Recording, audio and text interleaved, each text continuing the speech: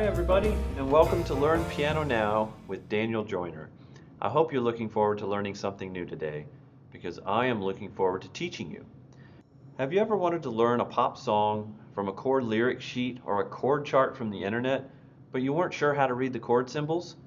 Well, if you watch to the end of today's video, you will learn just that. Because today's video is on how to read and interpret popular chord symbol notation. Now, the good thing about having that skill is that if you're able to read chords, you can play in a band, you can accompany a singer if you like, or if you yourself are a singer, you can accompany yourself and sing and play at the same time. So being able to read chord charts is extremely important if you want to learn songs quickly. So let's dive into the lesson today. The first chord symbol we're going to talk about is for the major triad. So when you see a major triad notated in pop symbol notation, it just appears as a capital letter. So for a C major triad, you would see the capital letter C. That's it.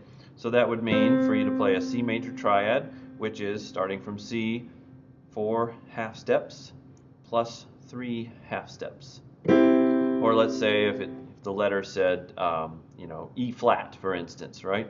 That means you would start on E flat with your thumb, and then you would go up 1, 2, 3, 4, 1, 2, 3. You play E flat major triad.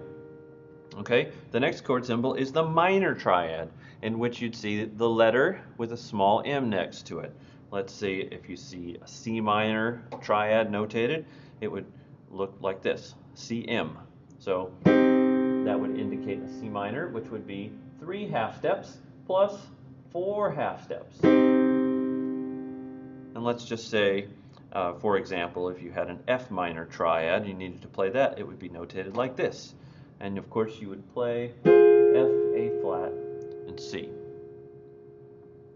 And of course, when you play any of these triads, you can double the root of those chords in the left hand. Or you could put it down an octave. Or you could double it in octaves, like this, to make it sound more full. Now, the next chord quality we're going to look at is the diminished triad. This is a C diminished triad. It would be notated as the letter C and then D-I-M. And that means minor third plus minor third, which is 3 half steps plus 3 half steps. And let's just give one other example. We'll say a D diminished triad.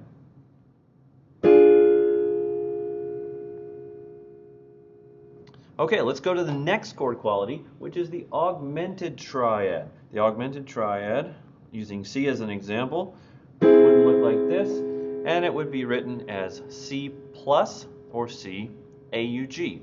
And the augmented triad is made up of 2 major thirds stacked together, which is 1, 2, 3, 4 half steps plus 1, 2, 3, 4 half steps. Or you could, of course, play it with your 5th finger as well. So that's a C augmented. Let's do one other example. Let's try A augmented. That would look like this on your screen. And you would play A, C sharp, E sharp, or F. So you go up 1, 2, 3, 4, 1, 2, 3, 4. Okay, the next chord symbol we're going to look at is the 2 chord, which is indicated by the letter with a 2 after it. Let's use C2 as an example. C2 would be played this way.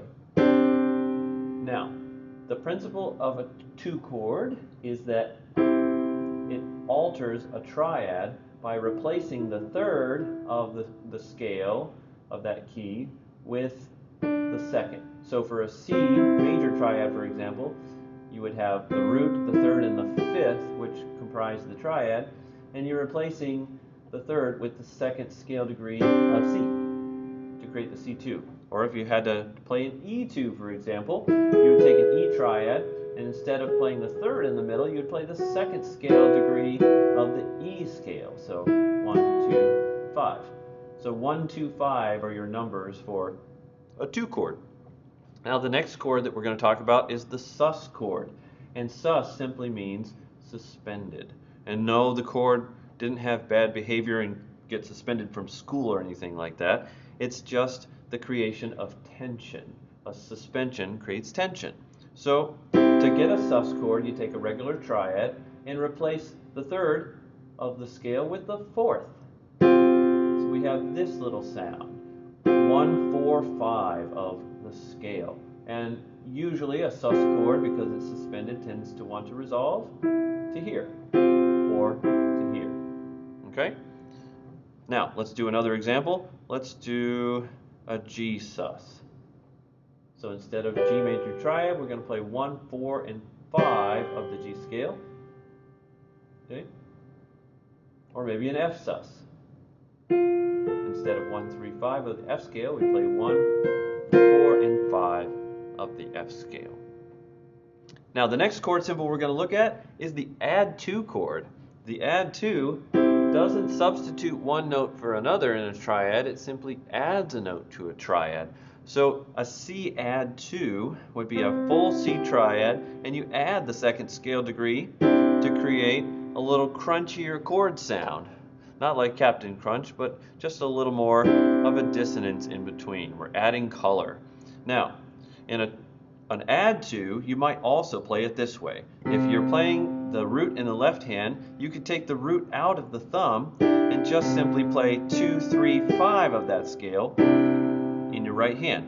Or some people even like to do this. They like to alternate. They like to alternate between these notes and then resolve to the root. Okay, now another example of a 2 chord could be an E2, or an E add 2, rather, where you take an E triad and you add the second. So you could play it that way, or you could play it again without the root in the thumb, or you could play 2, 3, 5 and then alternate that with the root, or resolve it to the root.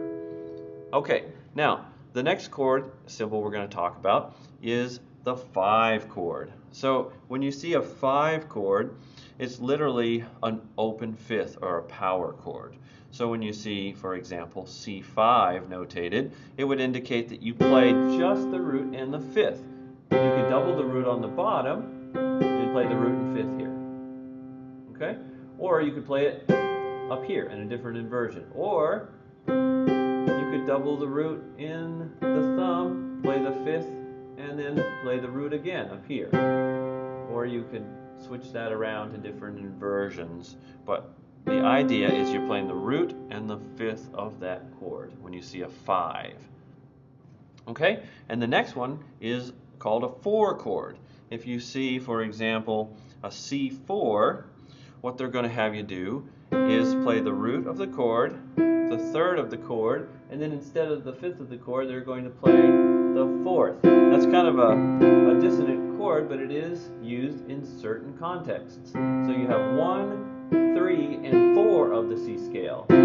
Or if you invert it, you invert the chord by taking the bottom note and flipping it up, you have 3, 4, and 1. That's a more commonly used inversion of the 4 chord, but if you see C4, that's how to interpret it. Or, for instance, let's take F4.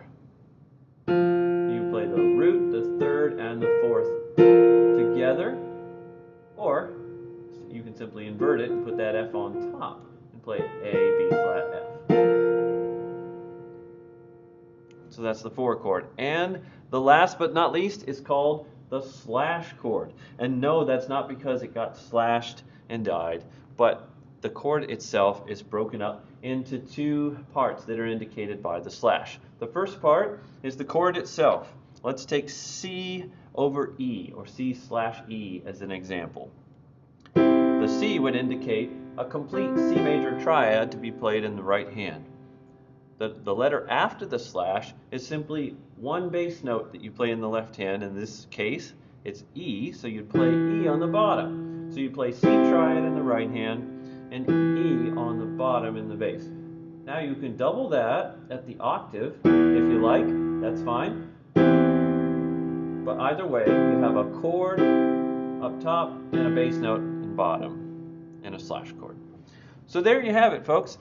that shows you all the different pop symbol notations at the basic level. Now we haven't gotten into seventh chords yet, or complex chords. We'll do that in a future lesson. But today, to read basic, simple pop symbol notation, you now have the ability, and you now know how to interpret those chord symbols. Now for a final application, we're going to look at a chord sequence that you see written on your screen right now, and we're going to read through this chord sequence using the skills we picked up in this lesson. So let's dive in. The first chord is C2. So we're going to play C, D, G, 1, 2, 5 in the right hand, and the root of the chord in the left. Then we have C, which would indicate C major triad. So we're going to play C major triad. Then we have E augmented. So we're going to jump up here to E, and we're going to play major third, E augmented triad. Then we see an F, which means F major triad. So we're going to play an F major triad.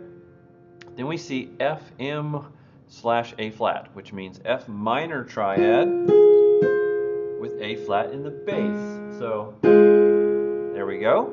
And now we see a G sus. So we're going to play G in the left hand with the 1, the 4, and the 5 of the G scale in the right. And then we're going to play a C. So we played all those chords in root position. So let's recap that.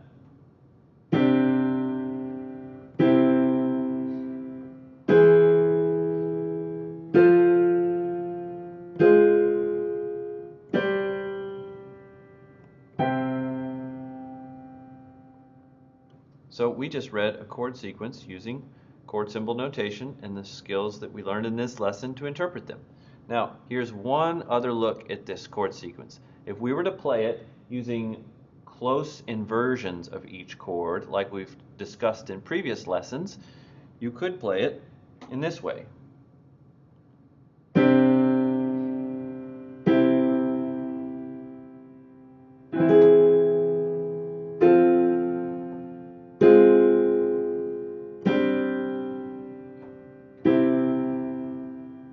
Now that's using the closest possible inversion for each chord.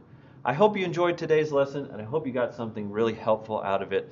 If you'd like to subscribe to my channel to receive weekly piano lessons, please go ahead and hit that subscribe button in the lower right hand corner, and I will see you in the next video.